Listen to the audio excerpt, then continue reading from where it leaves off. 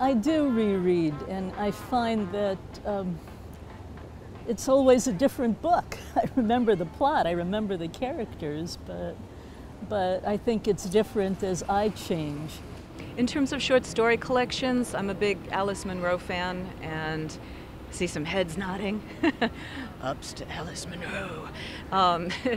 She's, you know, as you know, a writer of great depth and wisdom and humor, and she really inspired me. When I first started writing, my teacher here in Los Angeles, Jim Crusoe, who's a wonderful writer and fabulous teacher, recommended her to me, and so I always return to her.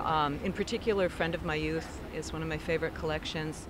Yeah, that's one of the really great things about comics, is that you read them really quickly. They're kind of like songs in that way, in that, you know, you'll buy a $25 hardcover graphic novel, but you'll read it in about 15 minutes. But what's good about it is that you can constantly reread them, you know, over the course of a week or 2 weeks that you're engaging with it, or that it's, you know, sitting next to your toilet. Well, you know, it changes, but recently, Celine, Journey to the End of the Night, his humor is mysterious to me. I mean, he's just so funny, and it's really hard to mimic, much less inhabit that tone. So there are certain parts of that book that I like to look at again and again. It has varied over the years, and of course it's not only once. You may go back several times, and you may experience the book differently each time you go back to it. So at the age of 12 you read Treasure Island because it's really exciting and involving, and then some years later you may go back to it to see how he did it.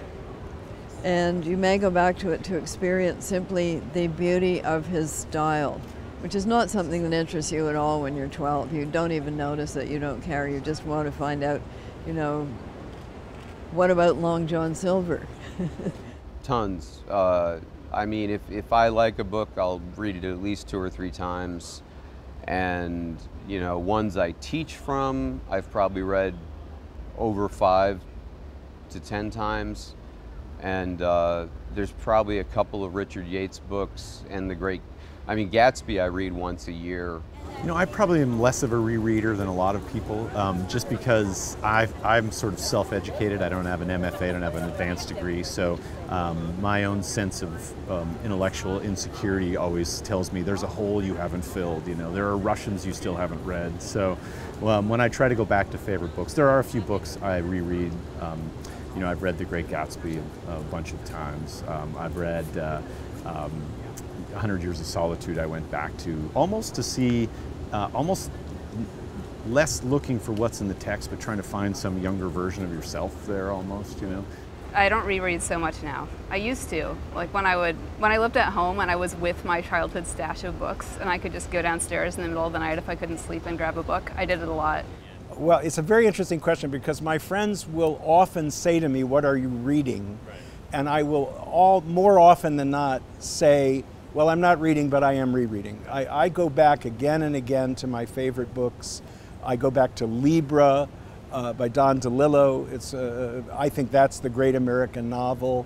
I go back to travel memoirs and true adventure stories that I love. I read a lot of history, mostly nonfiction. So the reality is for every step forward I take in new reading, I take 3 steps back into books I've already read.